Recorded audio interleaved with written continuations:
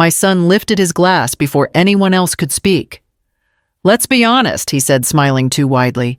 "If my mother hadn't had me to manage things for her, she'd be completely useless by now." A few laughs jumped in too quickly. Someone coughed. No one looked at me. I kept my hands folded in my lap. He went on. "I mean, she's had a good run. But at this point, she doesn't need to manage anything anymore." He turned toward me, still smiling. "Right, Mom." I met his eyes. I said nothing. That silence, he added, glancing around the table, is her agreeing. My sister shifted in her chair. "Evan, maybe—" "It's fine," he cut in. "We've all been thinking it. I'm just saying it out loud." Someone laughed again, thinner this time. He reached into the folder beside his plate and slid a stack of papers across the table toward me. "This just makes it official. Saves everyone time." "Official?" how my niece asked. Evan didn't look at her. "She signs and I take over. Simple. I didn't touch the papers." "You can read them later," he said, impatient now. "They're standard." "Standard for what my brother asked." Evan exhaled sharply. "For families who plan ahead." He looked back at me. "You always said you trusted me." "I did," I said quietly. "Did?" His smile twitched. "Mom, don't make this awkward." "It's already awkward," someone murmured. Evan laughed. "Only because people hate honesty." The papers sat between us untouched. Then across the table, the sound of a chair shifting scraped louder than it should have. My cousin Laura leaned forward, her eyes fixed on the top page. Her smile had vanished completely. "That's not what this is," she said. Evan frowned. "What?" She didn't answer him. She looked at me instead. "Marilyn, these aren't transfer forms." The room went still. Evan's laugh came out wrong. "Of course they are." Laura shook her head once. "These don't give you control." I finally placed my hand on the papers. Not to sign them, just to keep them from sliding any farther. Evan stared at Laura, then at me. "What is she talking about?" I raised my eyes to him. "You assumed," I said evenly, "that I had nothing left to control." No one laughed after that. "The story you are about to hear is a work of fiction created by the Her Shadow Channel team, based on real-life situations to convey lessons about family emotions and human values. All characters and events are illustrative." No one spoke after Laura's words. Not right away. My son waited for me to fill the space. He always did. Silence had trained him well over the years. "Well," he tipped his head, impatience creeping in. "You're awfully quiet for someone who's usually full of opinions." I didn't look down at the papers. I looked at him. Across the table, my brother cleared his throat. "Marilyn's probably just tired. Long evening." "Tired," my son repeated, amused. "That's what I mean. She shouldn't have to worry about things like this anymore. Things like what Laura asked." He waved a hand. "Decisions. Responsibility. Paperwork. All the stuff that gets harder with age." Someone nodded. Someone else didn't meet my eyes. "You've carried enough," he continued, warming to the room again. "Let me handle it. That's what good sons do. Good sons." I folded my hands more tightly in my lap. "You always said you wanted what was best for me," he added. "This is best for everyone." "For you," my sister muttered. He ignored her. His focus stayed on me, confident, almost indulgent. "You don't need to explain yourself. Just sign when you're ready." I reached for my water instead. That seemed to encourage him. "See?" He smiled at the table. "She knows I'm right." Laura shifted again. "Or she knows you're rushing." He laughed, rushing. "We've talked about this for years." "We've talked," I corrected. He blinked. "That's what I said." "No," I replied. "You talked?" "I listened."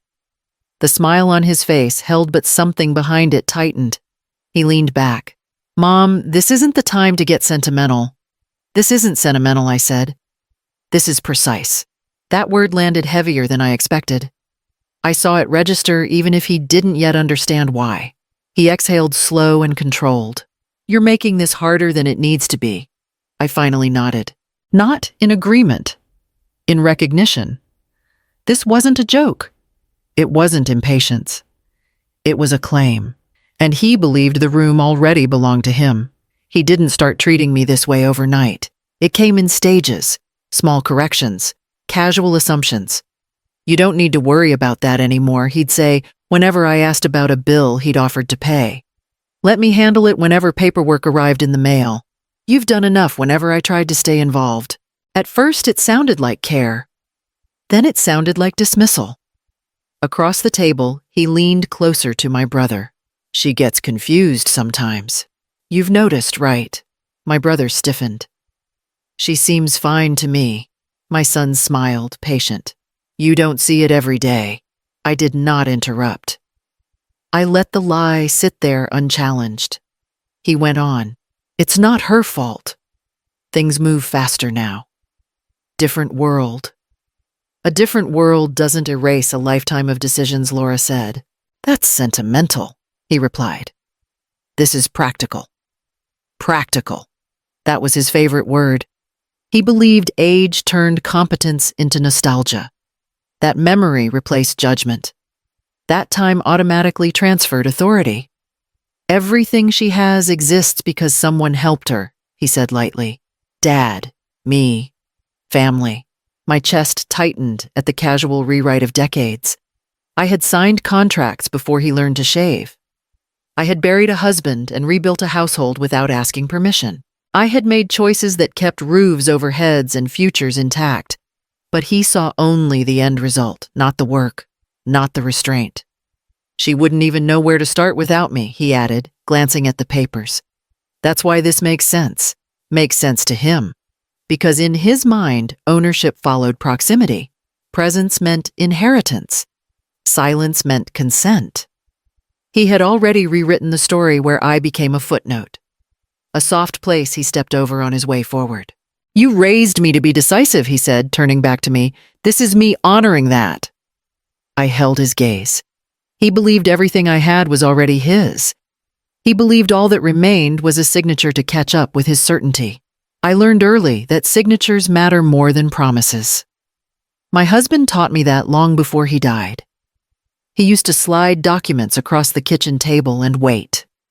Not impatient. Not hovering, just waiting to see if I would read. To see if, take your time, he would say. Anyone who rushes you wants something you shouldn't give. I remembered that as my son sat across from me now, fingers drumming near the folder. You trust me, he said like it was a reminder instead of a question. I trust paperwork, I replied. He laughed. Same thing. It never had been. Over the years, I had been careful, not paranoid. Careful. I let people help, but I never confused help with transfer. I accepted advice, but I kept authority where it belonged. When my husband passed, there were conversations, gentle ones, family meetings, offers to simplify things. I listened to all of them. I signed what needed signing, and I left the rest untouched. That's old-fashioned, my son had said back then. You don't need to hold on so tightly. I'm not holding on, I told him. I'm holding steady. Across the table, he tapped the folder again. This just formalizes what's already happening. Only if the foundation matches the conclusion, Laura said quietly. He shot her a look. You're overthinking it. I wasn't thinking at all in that moment. I was remembering. The notary who had explained one clause twice. The attorney who had looked at me over his glasses and nodded when I refused a bundled signature. One asset. One line I never crossed. I reached forward and opened the folder for the first time. My son leaned in confident. You don't have to read it all, he said. It's boilerplate. I traced the edge of the page with my finger. I always read, I replied, especially when someone wants my name. His smile faltered just slightly. Because he needed that signature. And he needed it to mean more than it ever would. My son pushed the folder closer, the motion smooth rehearsed. Just formalities, he said, like the word should settle everything. Nothing dramatic. The papers stopped in front of me. My sister leaned forward. Formalities for what exactly? For clarity, he replied. So there's no confusion later. There seems to be confusion now, Laura said. He ignored her and looked at me. You've always liked things tidy. I like them accurate, I answered. He smiled again, thinner this time. That's what this is. I opened the folder fully. The first page looked harmless enough. Titles, dates, language meant to sound routine. My eyes moved past the paragraphs he expected me to skim and landed on a line near the bottom. I paused there. You can skip the legal section, he said quickly. It's standard language. It isn't, I replied. His hand stilled on the table. What? This clause, I said, tapping the page once. It assumes authority that hasn't been transferred. Laura leaned closer. Let me see that. My son reached for the folder. There's no need, Laura was faster. Her eyes scanned the page. Then her mouth tightened. That's not a transfer, she said. That's a request. The word hung there naked and uncomfortable. My brother shifted. A request for what? Laura looked up at him. For permission. My son laughed sharp and forced. You're reading it wrong. I've read these before, she replied. This doesn't do what you think it does. He turned back to me. Mom, tell her. I didn't. The room had gone quiet again, but this time it wasn't waiting for me to yield. It was waiting for him to explain. You said this was done, my sister said. You said she'd already agreed. I said she would, he snapped. I closed the folder and rested my palm on top of it. You brought paperwork to a table where you already believed you had control, I said. He stared at my hand, then at my face. Across from him, Laura sat back slowly. Now she understood exactly what those papers meant. Laura set the folder down, careful, deliberate. This isn't authority, she said. It's a petition. My son scoffed. You're overreaching. Laura didn't look at him. I'm reading. He turned to my brother. Tell her. My brother hesitated. Laura's right. This language asks, it doesn't grant. The shift was immediate. Not loud, just final. My son straightened. That's a technicality. It's the whole point, Laura replied. Whoever drafted this assumed consent that doesn't exist. His gaze snapped back to me. You told me this was settled. I told you I would review, I said. You let me believe I let you believe what you wanted.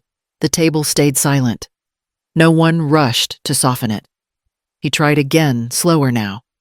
Mom, this is about efficiency. It's about control, I said. Yours. He laughed, but it cracked. You don't still have it. Laura inhaled. Actually, she does. He turned on her. Explain. The deed never changed, Laura said. The trust terms were never amended. Management authority never transferred. My son shook his head. That can't be right. It is, she replied. I was there when the paperwork was explained. He looked around the table, searching for someone to contradict her. No one did. I slid the folder back toward him. You brought a request to a table where you announced a takeover. His jaw tightened. You're saying no. I'm saying you never had yes. The words landed cleanly. No edge, no apology. He pushed his chair back an inch. So you're choosing to make this public. You made it public, I said. You opened the folder. He swallowed. This was supposed to be simple. It was, Laura said. Until you mistook confidence for consent. My son sat very still. The room no longer belonged to him. He could feel it. Everyone could. I folded my hands again, just as I had at the beginning. Nothing had changed except the truth. My son cleared his throat once, then again. Well, he said, forcing a lightness that no longer landed. This escalated faster than it needed to. No one laughed. He glanced around the table, searching for the familiar signals, nods, smiles, someone willing to rescue him. There were none. Plates sat untouched. Eyes stayed fixed on him, not with sympathy, but assessment. Let's take a breath, he continued. There's no reason to turn this into a spectacle. My sister folded her arms. You turned it into one.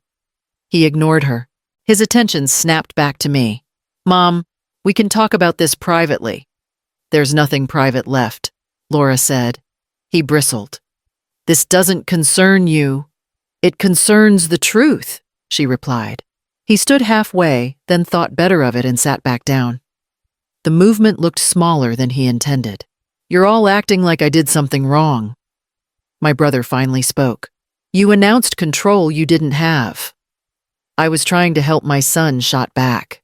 By taking over, my sister said, without asking. He looked at me again, eyes narrowing. You're enjoying this. I shook my head. I'm finished explaining myself. That seemed to anger him more than anything else. You can't just sit there, he said. Say something. I already have. The room felt different now. Not hostile. Final. Whatever hierarchy had existed before had quietly rearranged itself, and he was the only one still pretending it hadn't. He lowered his voice. You're embarrassing me. I met his gaze. You did that on your own.